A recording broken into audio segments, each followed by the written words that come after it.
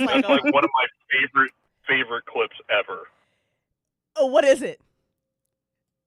You've never seen what was that dude on Fox News? His name was Bill O'Reilly, I think. No, I didn't pay And no he's like, attention to that idiot. so this is way before he's working at Fox News. You remember that show Current Affair? Yes, I do remember Current Affairs. Yes. Okay, so he started as an anchor on there, and there's this I don't know what's happening, but like clearly it's like rolling behind the scenes, but it might be live on TV. And somebody gave him the wrong copy to read, and he's like, "We're doing it live." I will send it to you, and it's just like one of the greatest freakouts ever. I love that. It's right up there with the country guy who like he's doing a news story, and a fly like goes into his mouth. Oh no! And he's like, country ass cow. Oh no! I'm gonna send you guys these clips. Please send us all. This is what I do. No, I feel like this is a really important thing to be doing. We're just keeping all the good pieces of our history. These are things that should be remembered. Absolutely. Anyway, here we are to fucking review this movie. Welcome. It's going to be a fairly short review, but it's one of my goals this year to talk more about the things that I love, and I feel like we need to since we spent like 2 hours talking about why we were disappointed in Dragon Age Veilguard. So now I feel like now I have to make up with that and equally like give like 2 hours or more to things that we absolutely love. And this movie made it easy, so I'm very excited to do that. I'm Crystal Imagination. I do a lot of shit. Director, showrunner, voice actor. Goes ChrisImagination.com. Y'all been here. Y'all here. What's up, Kels? I'm here with Hannah, my amazing partner, who's a linguist and a sound designer for Tales. And then we here with JV, who watches a whole lot of fucking movies, and he's totally a film connoisseur. You should listen to everything he says about film. Most everything. And he's a producer. I think he's on his way to get some chicken right now. So we're just gonna so we're just gonna fucking talk about it. So let's do, before we get into spoilers, because I know we're gonna get into spoilers, real quick. Overall, like, first of all, if you haven't seen this movie, you should go get you. I know Apple TV does like free trials still, so you should get you a free trial of Apple and go watch The Gorge. It is action.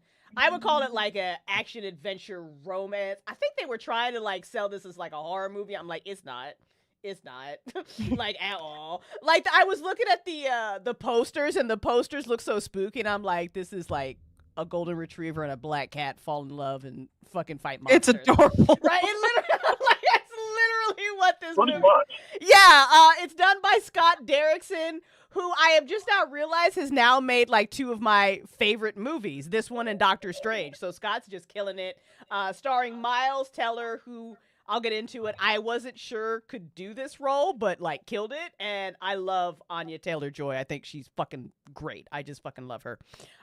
Thriller romance? Yeah, thriller romance. Absolutely. So let's start with you, JV. What did you think of this movie, Mr. Film Connoisseur? And I start with JV because JV like is real stingy with his stars when he rates movies. So it's serious, y'all. Yeah, I am very stingy with my stars. As we've been talking about this as we're digging into each other's letterbox. My star system is a little bit different because I'm just looking at the film's objectively. Like I have 1-star movies I'm rating on Letterboxd that if I was rating them by how much I love them, they would be 5.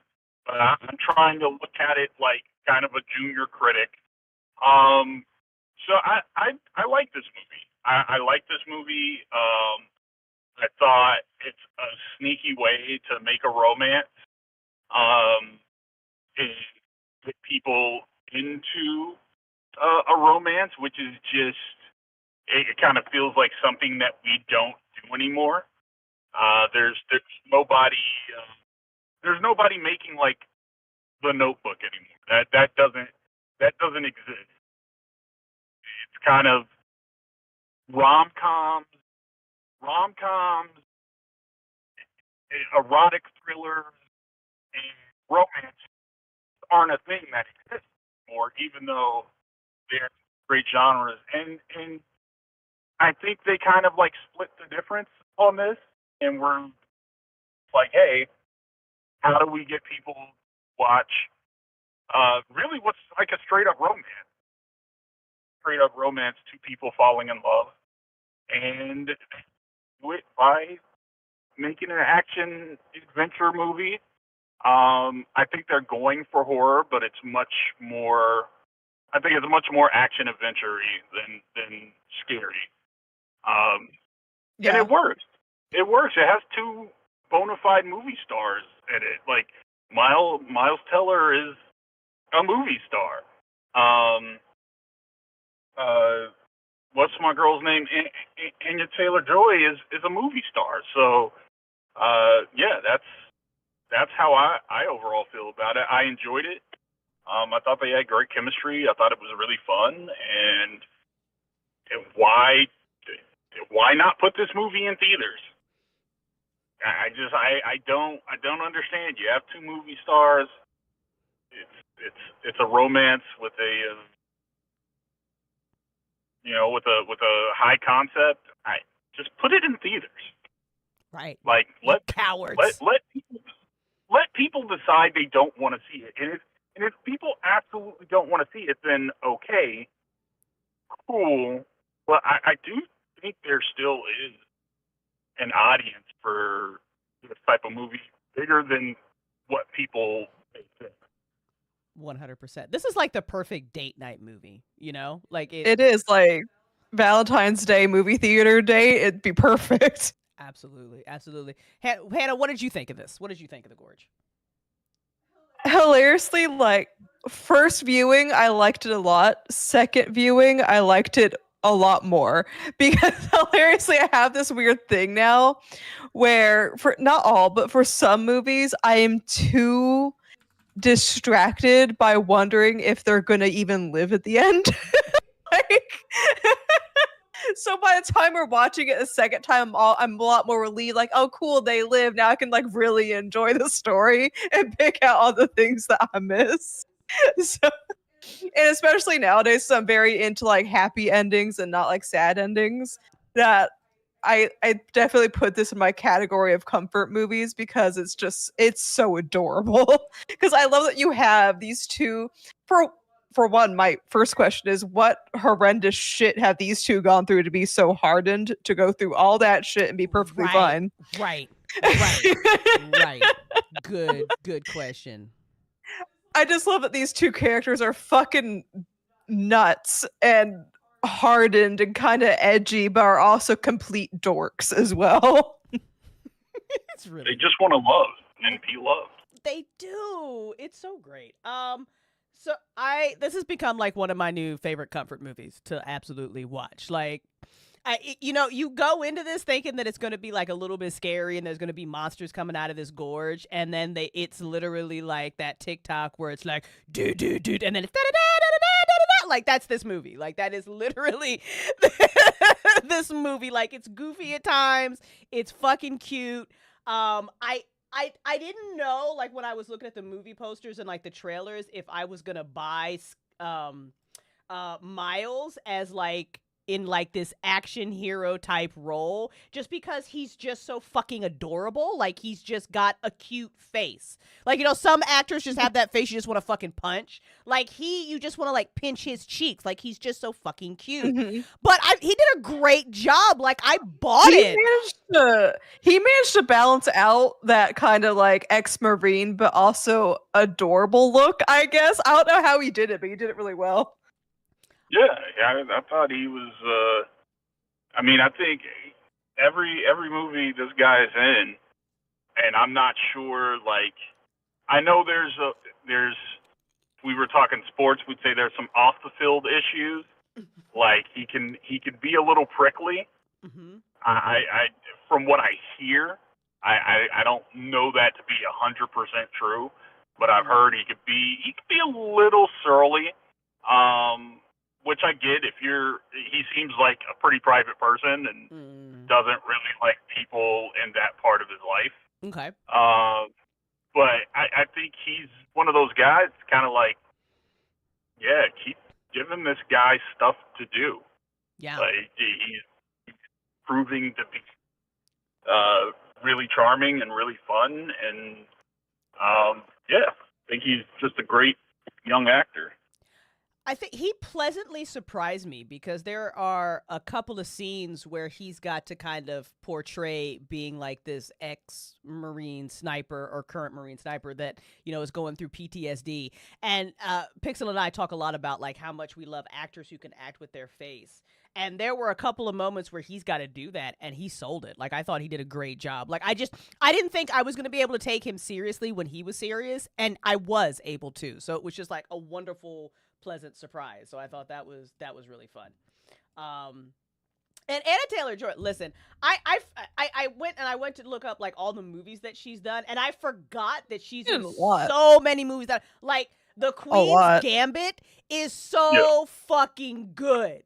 And she was so fucking good in that movie. Like that, she's like The Menu, which was just wild. That was a wild movie. I love that movie. That was such a strange movie. Great, weird little movie. That is a great, weird little movie too. But yeah, no, she's also just killing it. So I love that these two found each other and got to be in this movie together. I also think that this is like, I like movies that know what they are and just kind of lean into that. And I think for all the beats of this movie were just really well done. Like you've got the cute little, and we're going to get to spoiler territory now, you guys just watch the fucking movie. You got like the cute little love story of these two people on either side of this fucking gorge, like, slowly falling in love and all that. But then once we get into the gorge and get into the action, I don't know if they CGI'd that or if that were people in costumes, but listen, I loved it. I loved the feel of the gorge. I loved once we got into the action with these fucking monsters. Like, I loved all of that. How did you guys feel about the action sequences? I'll let you go first, JB. I thought they were good. I didn't think they were like anything to necessarily write home about. Mm-hmm. I did like the aesthetic and the feel. I guess you would call them the towers they're living in. Mm-hmm. And I liked kind of when they got into the gorge and how everything was like sort of connected and plant life and stuff. The action, I thought the action was. This sounds like an insult, but it's really not. I thought the action was serviceable for what they were trying to do. Mm-hmm. And I think they did a good job by not necessarily focusing on it too much. It was still able to keep the excitement, but like really contained with those two. Mm-hmm. Yeah.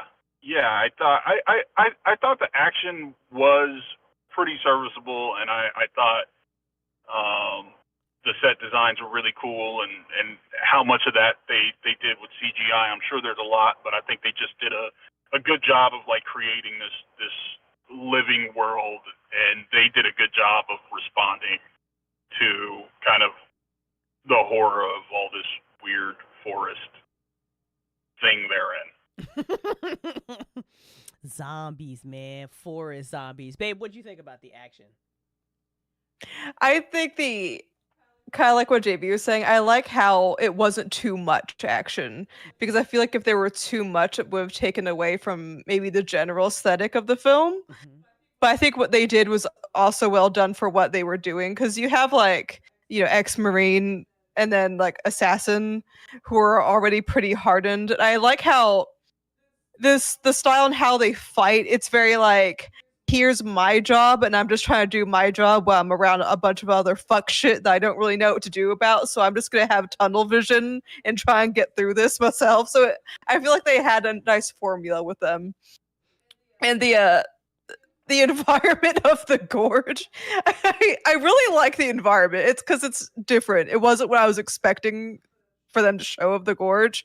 Because if you've ever played specifically like Dragon Age Origins, I was thinking about the Blight but Mhm. just more of a naturey version of the blight. So I'm just looking around Very, all these yeah, trees and shit and like the yeah, skull very spiders, blighty. and I'm like, oh boy, I'm getting like deep roads PTSD looking at this environment. 100%. 100%. Yeah, Kels, the first time they showed yeah, that little jump scare where she's backing up and you know it's coming was just really well done. But I feel like Scott is Yeah, like for sure. he like flexed a little bit in this movie, right? Because listen, he's done the Black Phone, fucking phenomenal. He's about to do the Black Phone 2. He's done Doctor Strange, right? So he's the Exorcism of Emily Rose, which was actually really good. So like I really feel like he's just flexing in this, just for the fun of it, which I think is really fun because like you said, like I'm just remembering when she Drasa has to fight that 1v1 with the with Captain Bradford, and he's got like every time I watch it, I think I notice something different about Right. him. Like I think the first time we watched it, I didn't fucking notice the snake. And then I I realized also didn't know. right, and then I also like the last couple times I've watched it, he's got like 3 fucking eyes. There's like another eye growing on top of that eye. So it was just like just the care they took building this world. Also, when they're coming out of that missile silo and everything is just that's fuck, bro. What the fuck? Who wrote that? like you ever? Yeah, that I thought I that whole sequence, that whole time that they're in the gorge, that's just really fun. And I think Scott Derrickson, I don't, because I'm guys, chicken update. I'm in Popeye's drive-through. Nice. Scott Derrickson is just like a very, I don't know, I just like all his movies. I don't have his filmography up, but I'm trying to think of the one movie with Bagul, the creature Bagul, where the family moves into the house. Oh, Sinister? You guys know what I'm talking about? Is it Sinister? Sinister. Yeah. Sinister, which is a great, just a great horror movie that I really like. That like legitimately disturbs me. Mm-hmm. Brings a level of stuff to his movies that I really enjoy, and I just thought they did a great job with the creature design, and like you said, you kind of notice these things, snake and eye here, some sort of tentacle or vine, and it's like that's super dope. Mm-hmm. Mm-hmm. I think they just had a lot of fun with the gorge and just like how creepy it was supposed to be, and I just thought I just dug it. I thought it was fun. I also want to give a lot of prompts to him too because like once we get into the gorge, it definitely becomes like action movie physics, right? Because now we're doing all the fun, cool action movie stuff. And definitely with those drones that couldn't hit, that had stormtrooper aim at the end. But I get it. I'm shipping it. Like I don't give a fuck. Like this is Like, I don't care at this point. It's fine. Every action movie ever it follows this kind of logic, so we're just all used to it now. So it's fine. At the time they're running from the drones, I just want them to live so they could go have like a date in France. Exactly. Like, come on. Like we just want them to be happy wherever the fuck they're going. So we're shipping it. Like it's fine. Yeah, when the movie is good, you don't even really have to think about that. Mm-hmm. It's not. It's great. So I think the thing that made Pixel the most mad about this movie was they were growing tomatoes in the like that was fun, dude. When we were watching it, when he went to that little sad ass garden to like pluck those tomatoes, Pixel was like bullshit. Like, nah. Yeah, she put the gardener hat on and was like, literally, let me tell you something. I love how of all the things in this movie, like fucking nature people in a giant gorge, I got that. I accept it. Tomatoes in a cold environment, absolutely not. That's it. It's like 0 out of 10 stars. Fuck the movie up. Fuck you, Scott, for not knowing shit about gardening. Okay, how dare you, buddy? But like he was almost right because they had like he had lettuce and kale in that garden bed, like tracks. They'll grow in this environment, not the tomatoes. So just if you ever find yourself stuck in the gorge, you're not growing tomatoes. Sorry, just letting you. You're not fucking You're not growing tomatoes. unless you have a little greenhouse and you're fine. Right. They told me to wait. The guy behind me is very mad. Oh, okay. He'll be okay. He also wants his chicken. God, motherfuckers in Texas, I swear to fuck. I also really loved how once they were fighting together, it felt very cohesive. I liked that part a lot. Like a lot. Yeah. A lot. Especially because he really gave her a chance to shine too in her action scenes as well, which I thought was fucking great. Mm-hmm. And it was just, I also love the teamwork. Yeah. Like it gave me like very Night Agent vibes, because sometimes in action movies that, you know, it becomes like really machismo, right? Like even like Mission Impossible even does this like a little bit too, where there is like good representation, but it's still Tom Cruise's fucking movie, right? So he's gonna be the one that, you know, even when the women are capable, he's still the one saving the fucking day, right? And in this one, it was a lot of back and forth teamwork, which I really liked. But I will say this, and this is listen. Scott looked amazing in this movie. I love that he had the shower scene and we got to see a little booty. I love that because if we're gonna have a gratuitous shower scene, I love that we got to see all his muscles. Good on you, Miles. Great job for getting in shape for that movie. I need female action stars to stop having noodle arms though. Like, you don't gotta go crazy, but I need like Tessa Thompson as Valkyrie. I need Natalie Portman as Thor. I need a little bit of muscle. I need like a little bit. I think a little bit. That one didn't really bother me so much because how she fights isn't very physical. She uses a lot of objects to fight, which was perfectly valid. True. So I wasn't too put off by that one. I just want it. Like, I just want it. No, I get what you're saying. This is why I think there's a certain person that I would love to see play Storm. Mm-hmm. And her name is Jade Cargill. Okay, I'm at the Google. And I Google her. She's a WWE wrestler. Okay. Also Google Bianca Belair. If you want to see a muscle. Nice. There's more than a few in the WWE. But you and Delver are going to have me watching wrestling again. I mean, you guys live like 20 minutes away. WrestleMania is in April. What did you do? Oh shit! I said we got to come over to to JV's house for WrestleMania. It's on. Yeah. I'll bring the bread. Let's go. But yeah, I hear what you're saying, but I think Hannah, you made a good point. Like, I would like to see more muscle, but it does make sense for her character because she's like a long range sniper, right? Which was a great that the introduction, the beginning of the movie, I thought was like a really cool introduction to her character. Absolutely. Just wanted to throw that out there. Yeah. That was I love it when scenes are subtle and tell you so much about a character. Right. I really I mean I thought that was just a phenomenal way of like the whole show not tell rule or whatever. But yeah, that was a great opening scene for her.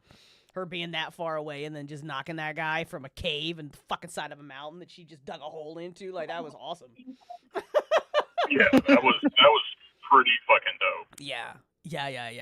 No, and I hear you, and I think the fight scene was just like really well done. It absolutely was. It's just a personal preference for me, because I want to see, like, you know, when we get, you know, Charlize Theron back and shit in the old guard and stuff. I just want to see a little muscle. Oh yeah. I just want to see a little muscle. Just a little bit, like a little bit. Like, no, I don't need no Arnold Schwarzeneggers. Like, that's crazy, but like just a little bit, because like I want to see a little Charlize Theron, a little Demi Moore and G.I. Jane, right? Which is another my favorite movie. Oh, it's a great movie. that Demi Moore just like killed that. It's just a great movie. And Muscle's hot. And Muscle's and hot. It's hot. Right, it's just hot. It's just hot. It's literally just hot. Like, you know, it's just hot. But yeah, no, I feel like this is a perfect just relax, chill, put something fun on that'll hold your attention type of movie. Did everything that it needed to do. I feel like from a really great director who like casted this perfectly. Like I wanted to go hang out with him. I'm like, where are we going?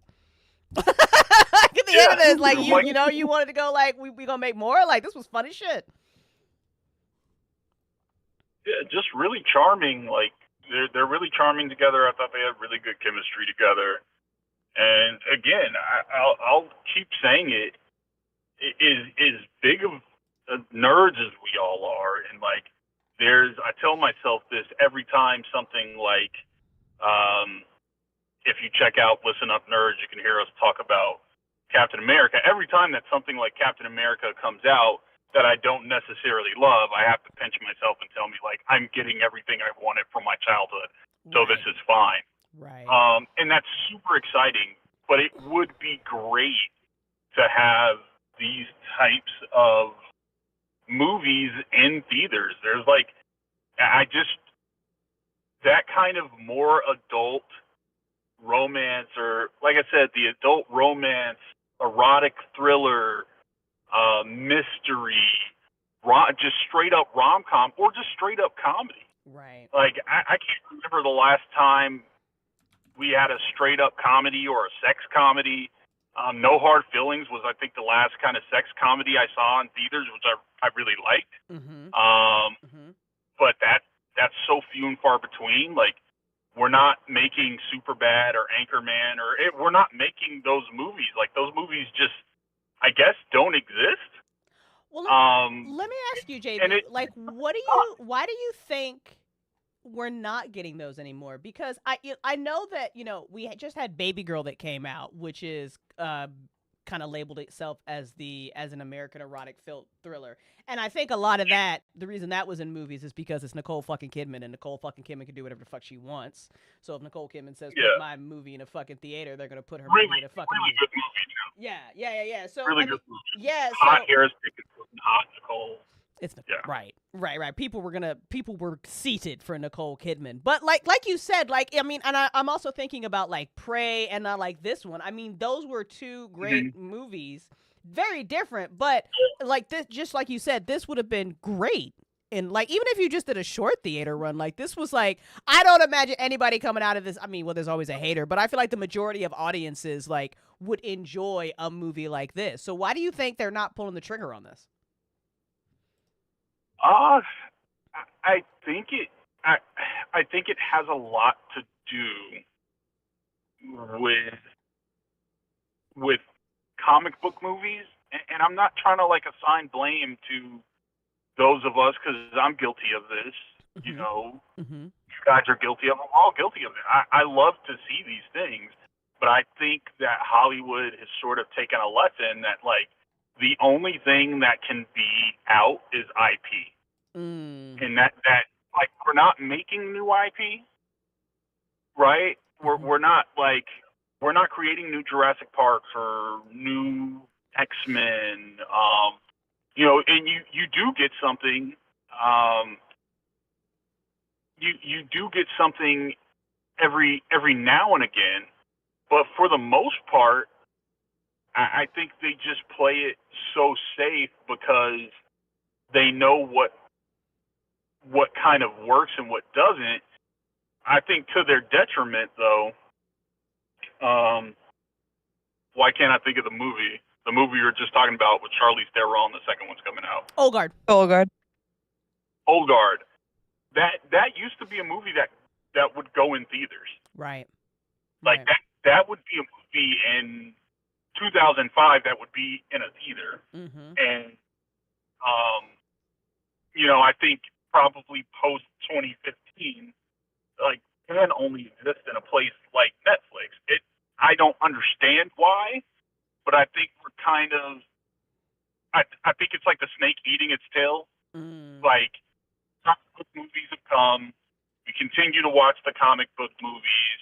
They say the comic book movies, the Jurassic Parks, the Harry Potters, whatever the IP is, this is what people want to see, even though I think we see diminishing returns. Like the Harry Potter franchise, which is obviously has a problematic creator, but even before we knew that, they had the Fantastic Beast movies, and those didn't do well. Right. Because I think, as much as you could try to depend on IP, it does get to a point where it's like, well, I want something new. Mm-hmm. And I just think the only place that we're really doing that is horror movies. Mm-hmm. Horror movies continue to come out with low budgets and do really well. And I think there's a space. I'm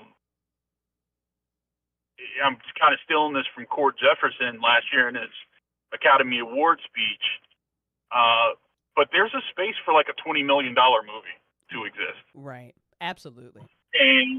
And a space to let that grow. And if your $20 million movie makes $50 million, right, I think you feel good about $30 million in profit for something that you didn't have to pull the budget out.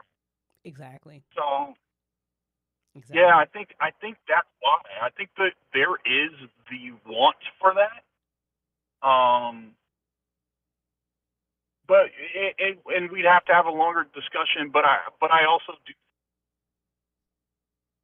Unfortunately, people in the industry don't think these movies are going to do well in the theater, and that's why I say it's really important, really, really important that people go to the movies and support them, mm-hmm. and that people watch things like The Gorge on Apple, mm-hmm. and they watch it and they make sure like it's being counted, because that's ultimately what they're looking at.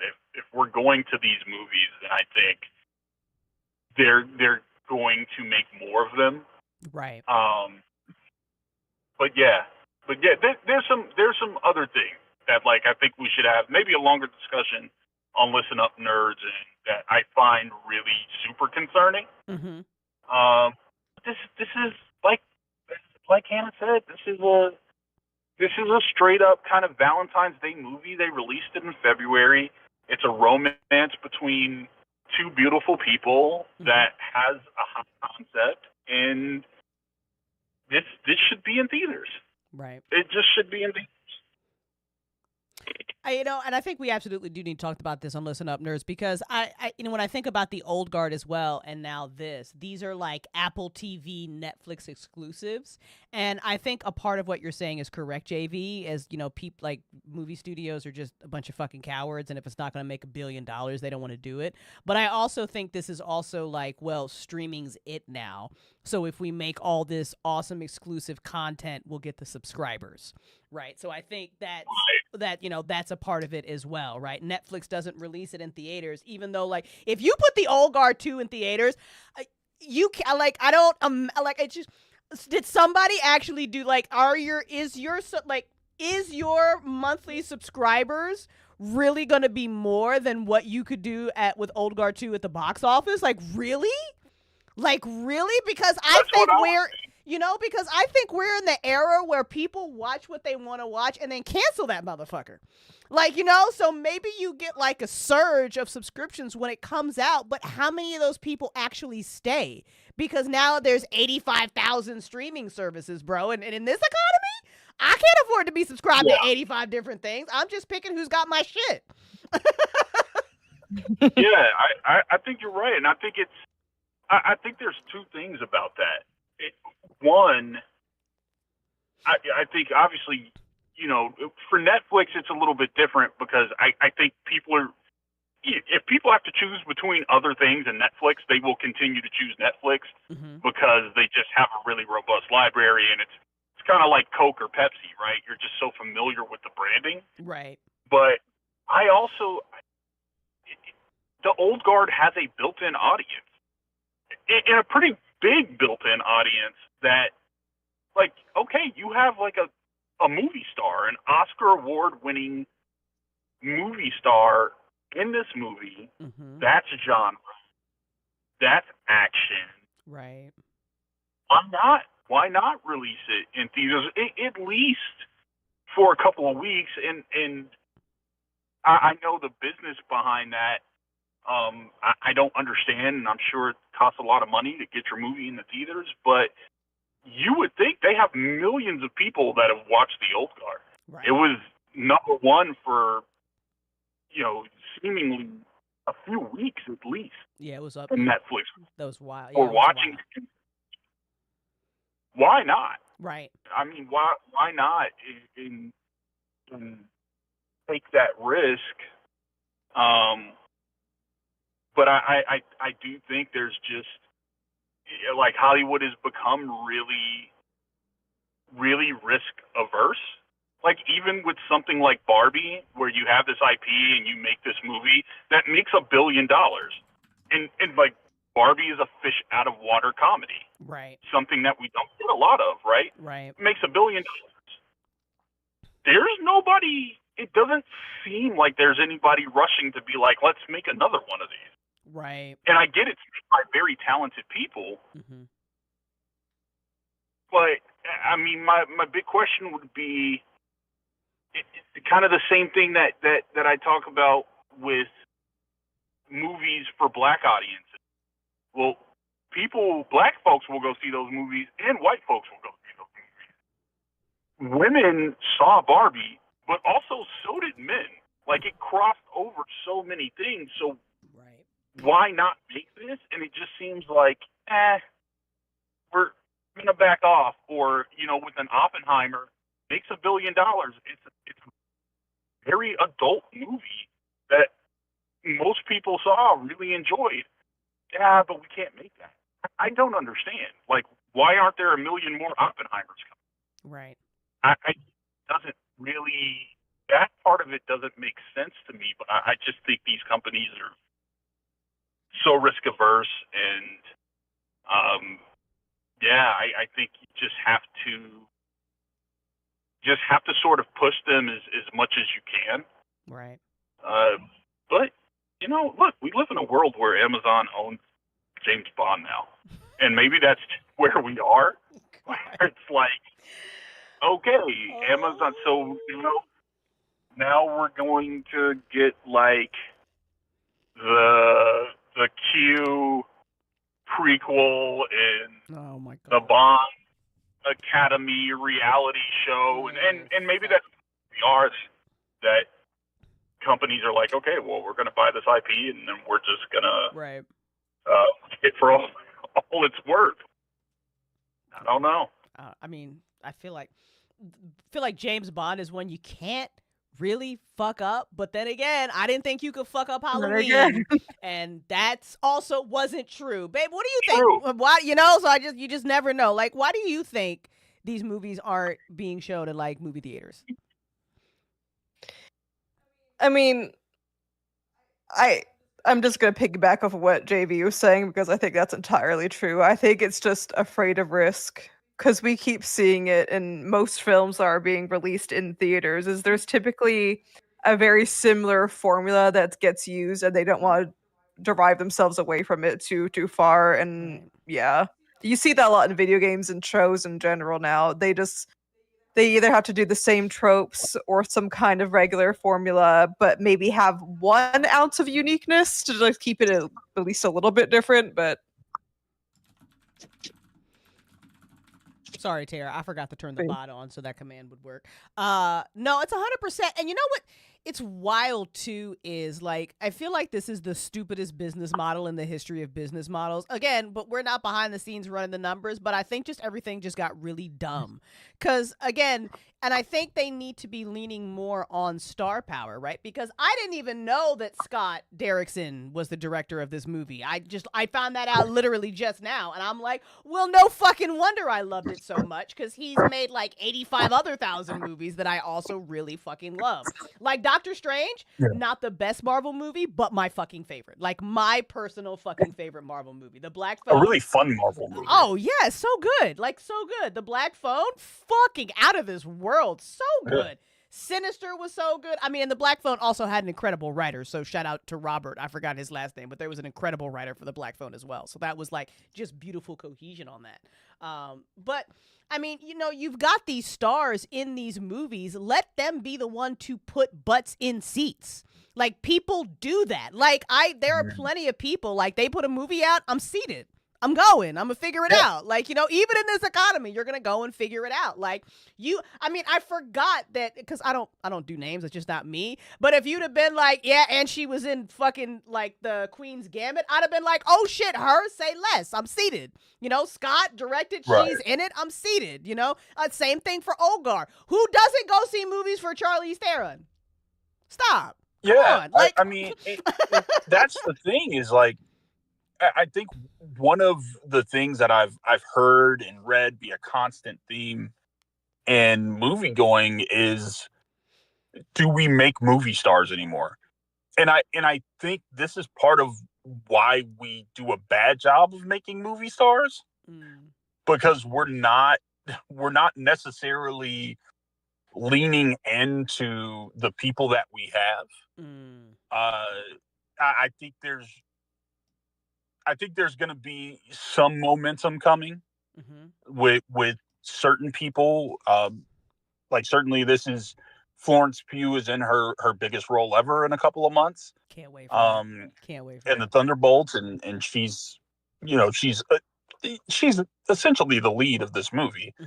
And we know she's a star. Right. Timothy Chalamet is a star. Like he's Lasain Al-Gaib, he's Bob Dylan. There are people who are stars and very good actors. Keke Palmer fits this description perfectly. Right. Just like somebody that I want to see on screen, charming, does all the movie star things. Right.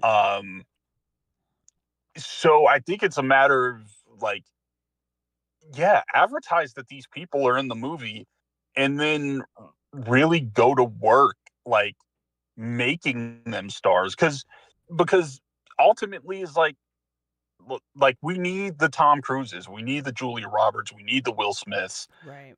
Because they have the star power to push their vehicles forward. And they don't always hit. Right. But we don't care. But we don't care, right?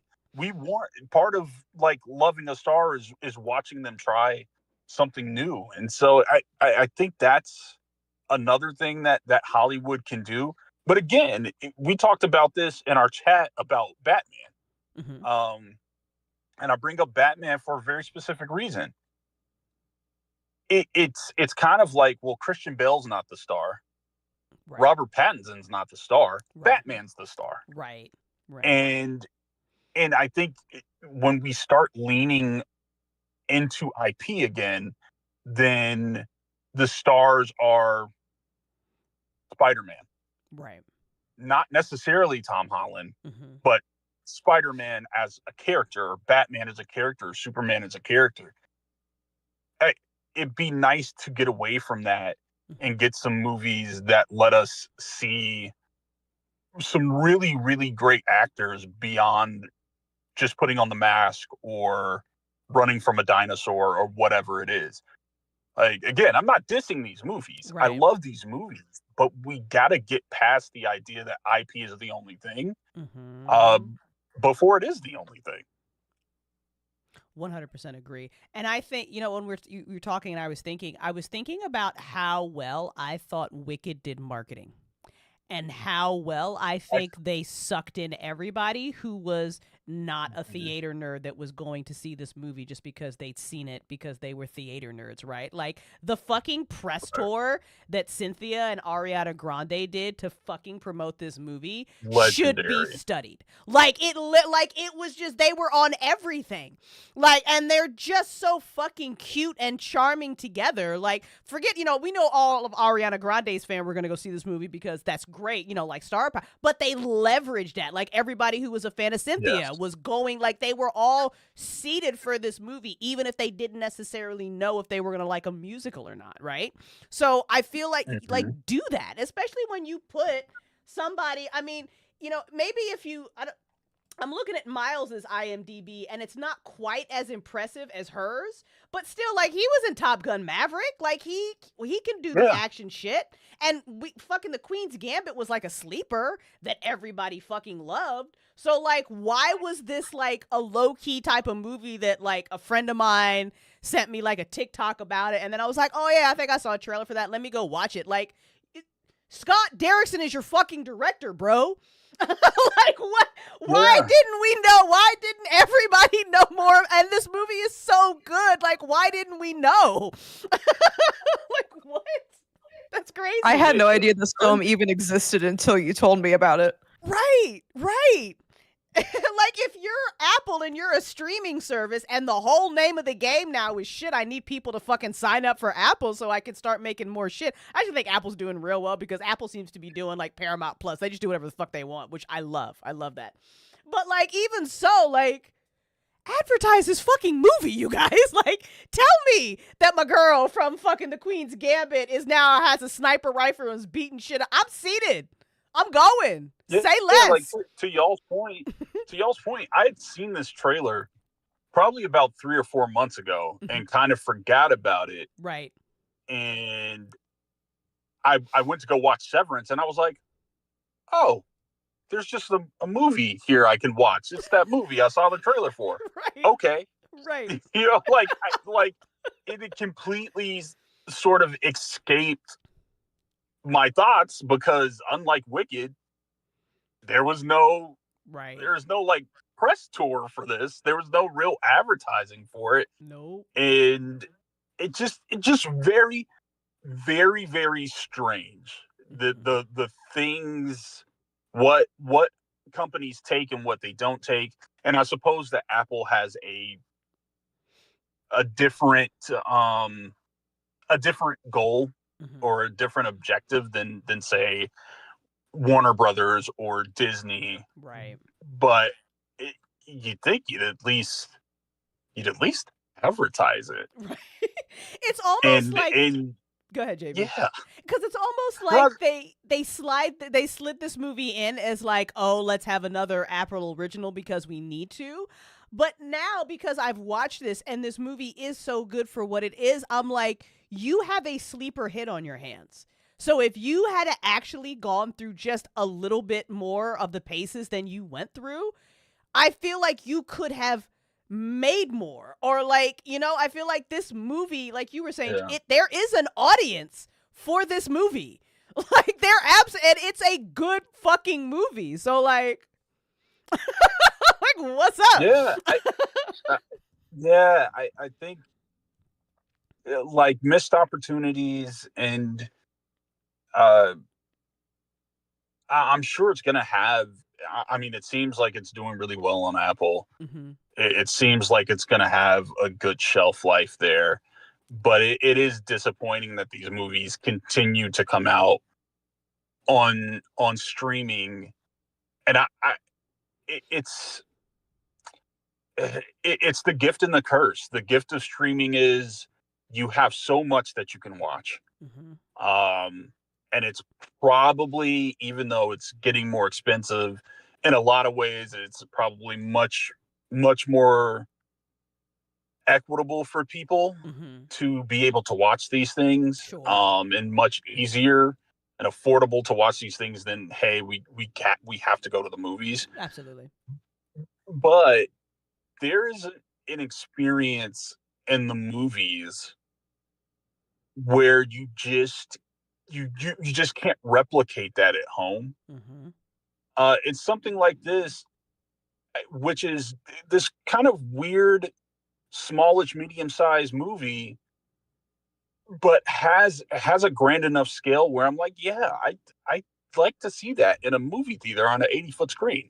I'd like to see them running through the gorge and dodging the tree horse people on the big screen. Yeah. You know, that would be pretty engaging. And there's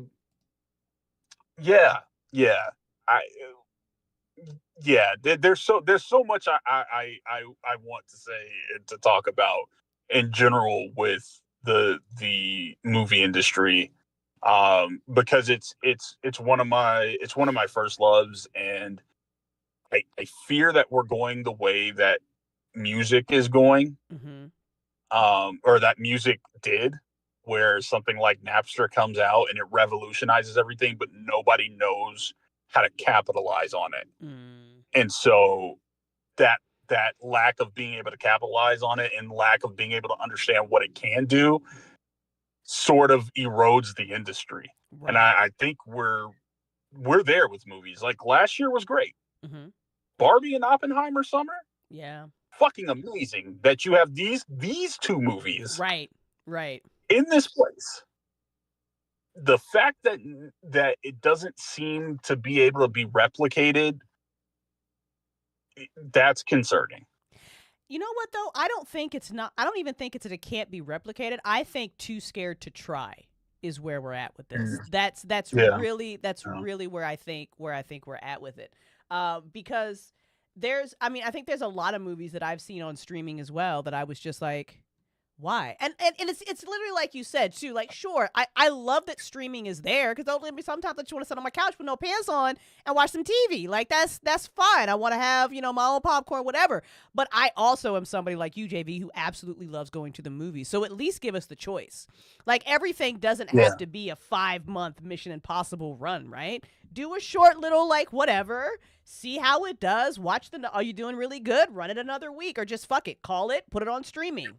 Be like, oh, you missed it in movies. Now we get the streaming numbers up. But I feel like there's a way that you could have cohesion between both of these things. And you can, like, take the risk on this. Like, I don't understand why you don't take a risk on a movie that has this star power. Like, that's mind-boggling to me. Like, you're like, babe, would you have loved to see this in movies? Like, I would have loved to have seen this in movies. It would have done great. That's what I'm just like, like it's like these little sleepers come out and we know that they're going to put butts in seats. Like I think it's like the Sandra Bullock effect, right? She put out something recently and everybody was like, I'm gonna go, Sandy's in it, I'm gone. I'm gonna see it. I don't give a fuck, it's good. I'm going. So you've like you said, like you have all these pieces that you could be leveraging, and you don't have to do a Wicked press tour. I feel like everybody should learn from Wicked's press tour. Like that was literally incredible. You could have done a fourth of that with these two stars, because like you said, he's charming, she's charming. Put him in front of a camera. Let him promote this movie. Yeah. What are we doing?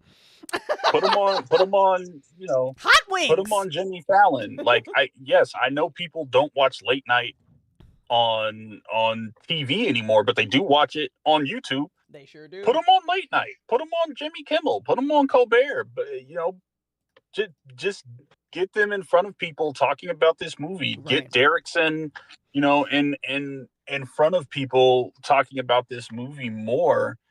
And maybe that changes. But there are some really big factors in Hollywood, and I have to dip out, but I'm gonna leave you with this. Oh boy. And this will be something that we talk about. Oh shit. And I hate to tell you to this, but this apparently is a thing. Oh boy. There was someone, and I will try to find the clip and send it because I can't remember the actress. It might have been Maya Hawke. Okay. And Maya Hawke was talking about making a movie, and she was told that the person that she wanted to cast, they wanted her to go another direction. Mm-hmm. Can you guess why they wanted her to go another direction? Too old, too black, too skinny, what was it? No. Oh no. Because the person that she wanted didn't have what they felt was enough followers across social media platforms. I saw that. And so the person that they wanted, I think, had over 100 million people following them on IG. And that is a very dangerous trend. No disrespect to Addison Rae, early TikTok queen, it hasn't worked. Like this largely has not worked. This experiment of like, we're going to put this person in these movies, the bit it's been done hasn't worked. And just because an actor has over 100 million people does not mean they're right for the role. That is one of the issues in Hollywood, and something that I think we should talk about further that, the IP, the risk aversity, Oh my God. what streaming has done. Yeah, it's kind of scary in these streets. I need to see that clip. I know you gotta go, but this is like, if you're I not, heard about that. That was fucked up. if you're It's not, mind-boggling. if you're not even gonna fucking leverage star power the way you should be with all the marketing that you do or don't do around these movies, are you fucking kidding me? That's how we're deciding. Julia Roberts doesn't even have a fucking social media account, bro. And I know she doesn't need one, but like, are you for real right now? That's how we're picking them? Bruh. You know what? We ain't never gonna get a good movie again, y'all. That's it. It's gonna be this. It's gonna be, we find these little gems because a streaming service like Apple was like, okay, Scott Derrickson, you know, fucking Doctor Strange. Yeah, he can make whatever he wants. Sure, we'll take a movie from him. That's what it's gonna be. And Apple's one of the better services at doing that, by the way. I would Right. give them their props. Absolutely. They're one of the better services at saying, you want to make your weird thing?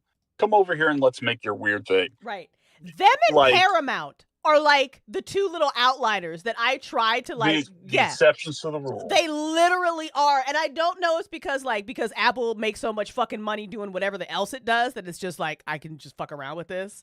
And Paramount, I think, is owned by some shit corporation too. I don't know who at the moment. So I think that they're like, there's not the pressure that they've put on like their business models, I think, which is why we can get like 85,000 seasons of Evil, which is trash, but I love it. Right. Like, I don't give a fuck. I love that show. Great show. It's a great show. Great. Can't follow a plot line to save its life, but I don't give a fuck. Evil's great. But like, that's wild. That's the babe, give me the words for how dumb this choice is. I saw it on Twitter and they went like in detail about the whole not having enough Instagram followers. And I wasn't even that shocked. Like, I just saw that and I'm like, yeah, that tracks because of how people are just behaving in executive rooms now. So, and I felt kind of sad that I wasn't surprised. And the comments were also of the same mind of, this is terrible, but I'm also not surprised. So it's just depressing to be, it's depressing to be in the arts or to be creative right now. Yeah. Very, very, very trying time. I think across all art, and especially in movies. And again, movies could absolutely go the way of music. When you look at music and what's happened, and how things have been kind of like there's three big companies, and right, and it's hard for people to break out, and the music through TikTok, that's its own whole other talk, other pod or talk. But movies can go that way. Like, people are watching movies through TikTok. They are watching movies 3 minutes at a time. That's wild. That's scary. Wild. That's scary. You know, just like people listening to music 30 seconds at a time. If you're not careful, you're going to find yourself in a place where it gets so diluted that it probably discourages people from making these movies. So yeah, we'll talk about it more, because now I just really want to talk about things and independent cinema and what's happening there, because a movie like The Gorge, I think 15 years ago, was probably a pretty solid hit. Yeah. It's not the biggest hit, but it makes money and gets people out of their house and eating popcorn in theaters. And right. We're talking about it, but we all saw it at home on a couch. Right. No, I 100% agree. And I don't know what the solution is other than, listen, I know everything is frustrating literally everywhere, but don't stop making your art, and please please keep doing what you're doing, especially when you have like a voice to do this. Like I gotta shout out to Nicole Kidman because she said back in like 2017 that she was gonna work with like more female directors, and then like fucking crushed it, and then absolutely fucking did. So I think you need more people with the star power, kind of leveraging their power to right the ship.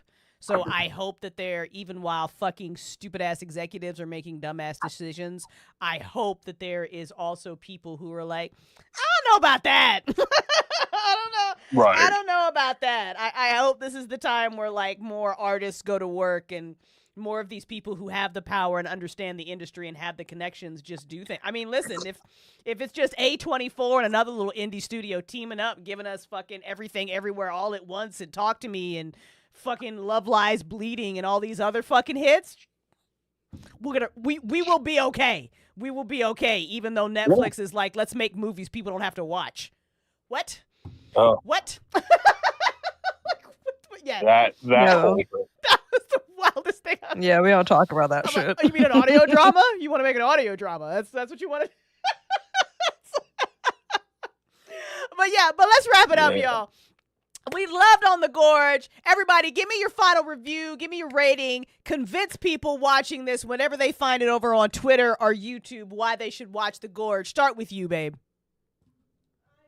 I think because now the boys got me fucking addicted to Letterboxd, and I'm mad at both JV and Matt for this because I just be scrolling through and rating stuff. And I think I gave The Gorge, I think either a 4 and a 4.5. And I would say if you want happiness, if you want uwu, if you want love, if you want to watch a golden retriever and a black cat bond, go watch this movie and be comforted that there is a happy ending, because god damn it, we need more happy endings. Oh, fucking shout out to Sigourney Weaver, by the way, just making an appearance in this fucking movie and being a badass like she is. Just, by the way. Just one of the goats. Just one of the goats being like, I'll give you 5 minutes of my time. Literally, like, I'll come be in your little Apple TV movie, sure. Sure, I'll be in a couple of different scenes and just own every fucking scene she's in. But again, I feel like that just reiterates our point. Sigourney fucking Weaver is in this movie. And you wouldn't know. You would not know. She's just chilling. That quick little roll. Like, literally, it's just one of her, just Sigourney Weaver, just a badass in whatever she does, but just, being her, fucking owning every scene she's in self, looking amazing. But yeah, she's in this, in case you didn't know. JV, why does everybody need to go see this movie?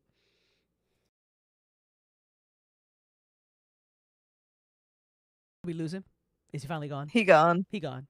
JV just said, like, Sigourney Weaver's the goat and left, which is a great way to leave. That's a actual really good way.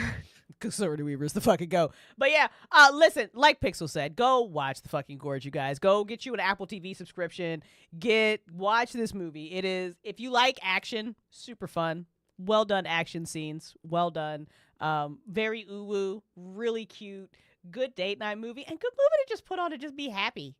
Like, I'm not even kidding. Like, the good guys win, the bad guys lose. Fucking uwu, cute shit happens in the middle. There's nothing wrong with this movie. Like, there's literally not. There's no complaints. None. Except the tomatoes that were growing in the winter that should have been growing in the winter. That's like the only problem with this movie. Other than that, it's just fun. It's just it's got fucking Sigourney Weaver's in it. Come on, go see this movie. Go see it. I think I also gave it like 4.5 stars because it just does what it's supposed to do. It's like that's literally it. So now I'll end up like it knows what it is. It showed up. Exactly. And now it's like my new favorite comfort movie too, because like now when I just want to put some shit on and just, feel awesome, I'll just watch this movie. And it makes me want to write romance. So now I got to write some more shit for Tales of the Forgotten, so great. Some romance, some adventure, Absolutely. So fucking shout out to Scott and Apple TV for giving us this movie. JV, are you back to give your rating? Yeah, can you hear me? We can hear you now. Yeah, give us final thoughts on The Gorge. Why should people go watch this shit? Yeah, I gave it a 3 stars, which to me just is a very solid movie. I think it's fun. It's a romance. It has 2 really two really bright electric stars that have great chemistry, and it's just a great date movie. There's it costs you less than 2 hours of your time to see it. And yeah, it's just fun. It's just fun. If you want to watch a fun movie, um, this is one to do that with. 100% hard agree. Listen, we're going to dive deeper into the movie industry, and we have all our in-depth, super serious film critic conversations and also just ridiculous fun conversations over on the Listen Up Nerd podcast. We're going to be talking about Star Trek Discovery soon. We're going to love all over that. I'm going to just spoil it. We're going to love on Star Trek Discovery. Mm-hmm. Yeah, so I'm going to flood the internet with all that gay woke shit about how... Keeps making it cry, driving me crazy. Love Star Trek Discovery, so we're going to talk about that. Did you say gay woke shit? Yeah, I said gay. Did you say gay woke shit? I know. I gotta get out of here, okay? I can't stand gay people. I can't stand awake people. I definitely can't stand the blacks. Do you know that there is now a black Star Trek captain? Another one? Another one? Another one, yes. Hire. Wait till the starship crashes. I fucking hate this timeline. I know. Stupidest fucking timeline. But anyway, we are going to do over on Listen Up Nerds a whole podcast where we talk about why Star Trek Discovery is awesome. And I am surrounded by two fucking Star Trek nerds. I was more a Star Wars nerd, but then I got sucked into Trekkiness, and I've got two Trekkies that are going to be like, oh, you fucking idiots who keep saying the Star Trek Discovery isn't Star Trek. You're wrong and you're dumb. And we're going to... Wrong. I'm with Crystal. I've never watched a Star Trek before this. Mm-hmm. I still need to finish Star Trek Discovery. I will be doing so within the next week. I have watched every single, except Picard and Strange New Worlds. I have seen every older Star Trek show to its entirety. And I'm just going to spoil it straight out from the review that we're going to give, is Discovery is the Trekkiest Trek that could have trekked ever. It's perfect. Like, I don't understand. I understood what Star Trek was trying to do. And then I watched Discovery and I'm like, what are they mad about? I was like, this isn't Star Trek. Like, literally. This isn't like this. Is this not like Star Trek is the one paladin that doesn't piss me off. Like, I don't like, we had this conversation, like, they were laughing at me, like, I don't really like Superman. Like, I don't really like that shit. But, like, Star Trek, I'm like, you know what? I like this world. Like, I want everybody to be nice and try to make contact with people. Tara. Like, what the fuck? Yeah, Tara, right there. Exactly. The first episode of the original series touched on sexism, so I'm so confused. Exactly. That's what blows my mind about, like, I didn't realize how fucking woke even old Star Trek was. Like, it was. I'm like, what are you talking about? Even in Deep Space Nine, the most war-torn series, which I love, by the way, had trans representation all the time. Yeah, if you were coming to Star Trek, like, wanting to Trumpify it, I don't know that you ever knew what it was. That's literally come on. Like, I feel like, listen, like Star Wars fans, we make fun of y'all too a lot, and I am one, so I can make fun of Star Wars fans. But there's a lot of like Trump supporters that like see themselves as Jedi, and I don't like. Sure, okay, and like don't understand like about the Empire. But like in Star Trek, the lines are so clear. Like, they are so, like, you can't even have it, like, it's so fucking blatant. Like, are you kidding me? Like, are you fucking kidding me? But anyway, we're gonna love on Star Trek Discovery. We're gonna talk about some of our favorite fight scenes. We're gonna have a great discussion about the industry, because I know JV wants to talk about it. I love talking about that shit. So please go and follow Listen Up Nerds Pods. It's over on YouTube. We also have a Switch channel. It's at Listen Up Nerds Pod. You will find it. We've got like 5 great episodes that you can just hang out with as well. And then make sure you're following me here over on my channel, where I randomly review books and movies. And I'm joined by my lovely wife and sometimes JV and other friends, where we just get into it here as well, because I love talking about this shit whenever I can talk about this shit. And then if you also love great storytelling by indies, go and check out Tales of the Forgotten Fiction Network.com. We are getting ready to wrap up our vampire stories. So listen, I got romance erotica. Okay. I got that for you. we got some horror. If you love Alien and Prey, I got you. We got Star Wars. I got you. What else we got? We got comedy horror. If you loved Abigail and Ready or Not, I got you.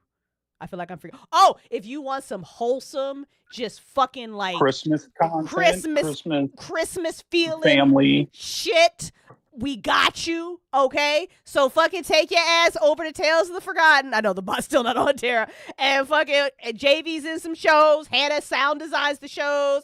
I write the shows. We gotta go. Yeah, JV played fucking Santa Claus. He played a black fucking Santa Claus. Okay? That's right. If you like that shit.